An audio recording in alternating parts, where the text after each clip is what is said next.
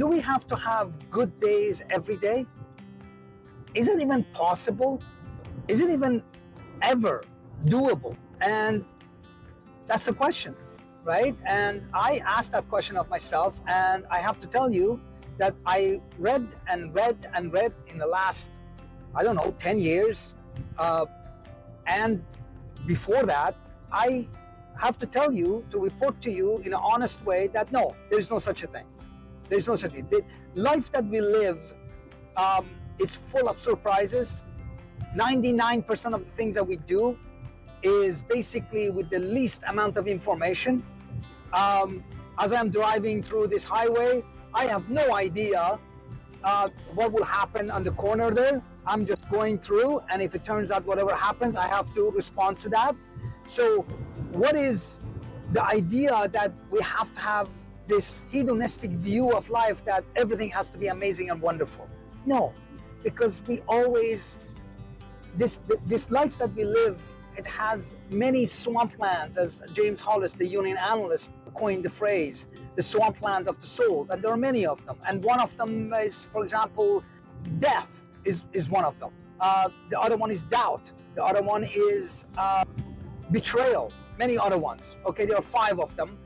Life is full of ups and downs, triumphs and failures. And the concept of happiness is very transitory, is very temporary. I'm hungry, I eat food, and I become happy. And then that's gone. But the idea is to have this life of meaning regardless of the circumstance. The idea that life has this internal meaning for what we do and how we show up, and what is it that the energy comes through us so that it has its own life and create that in this world. It is so important to understand that life is just full of experiences, and being happy all the time is just an illusion, right? But what we can't do is that we look at an experience and say, I'm okay with that experience, right? The contentment, the idea of serenity is the fact that accepting what is, accepting the current circumstances as is, and the experiences come in, we just grab that experience and enjoy it in whatever way that we can. Now, I do also mean even what experiences that we tend to think of as harsh experiences, loss, separation, physical ailment. I get all of those, and I understand that. But sometimes, in terms of the emotional piece, I believe that whenever we come across such a struggle, it's more of a challenge to grow. I think that the deeper the pain of the emotional pain, the more calling it is, the deeper calling to step up and become more aware of the reality of the situation within our own being. And that is, to me, I really truly believe that. So if there is this internal protest that is happening, and it comes across as sadness or depression, that means you depress down, it's more of a sign of why it is that we are feeling that way.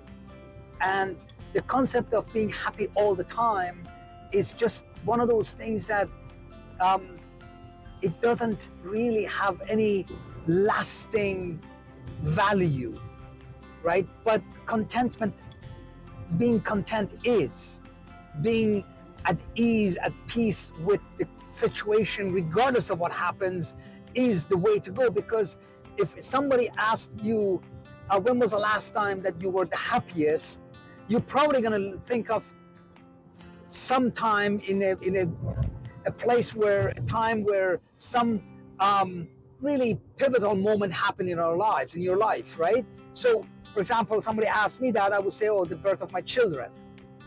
But that came and left. does that mean that I was happy now that I'm not happy anymore? Is it this over? And that's it? I was happiest at that time? That's a ludicrous way of thinking about it, right? So, but once I realized that happiness is this illusory thing that we are thinking of, but it's never achievable, but contentment is, and then realizing that if I am at peace and accepting what is at this present moment, then that is really the true happiness.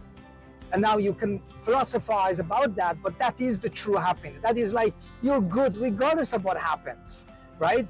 And it could be a sad thing. It could be that I have an ailment and I can't walk, but the idea that that's fine. I do what I can with it, but anything that's out of my control, I can't. I'm okay with that. I'm okay with that. And all the sages and gurus and people that they have dedicated their lives, they were never really had a happy life. I mean, look at Mother Teresa, look at Gandhi, look at all the prophets in the last 100,000 years, right? That they came through, and they never had easy life. They never had happy life. They were tortured and they were brutalized. They were always had a, like, even look at the most famous one is the Mother Teresa. That was a hard life that she lived, but she loved it. She loved it. So it's not this happiness, ha ha ha, I'm gonna laugh all the time. No, that's transitory.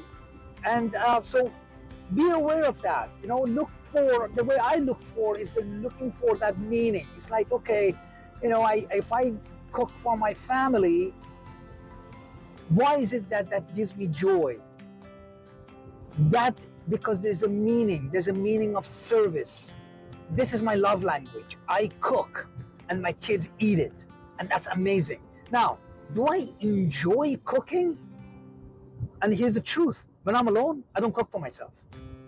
Because if I really loved cooking, I would do it. But I don't.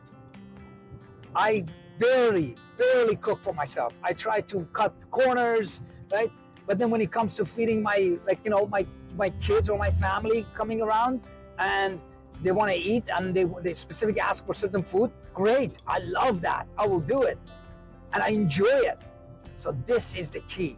This is what matters most. Life of meaning. And I hope that you reflect on this, and I hope that this resonates with you, and don't get bogged down about this happiness thing. I believe that is nonsense. Now, don't get me wrong, no one wants to be in pain. I get that. And we rather not be in pain, and that's human life. I get it. I understand that. But in pursuit of happiness, which we usually go in pursuit of wrong things that we think is happiness, that actually creates more suffering than pain than anything else. All right, love you guys all. Thoughts, comments, please share. Do not hesitate, regardless of if you agree with me or not. Love to hear that. Thank you for watching. Until next time, keep well, my friends.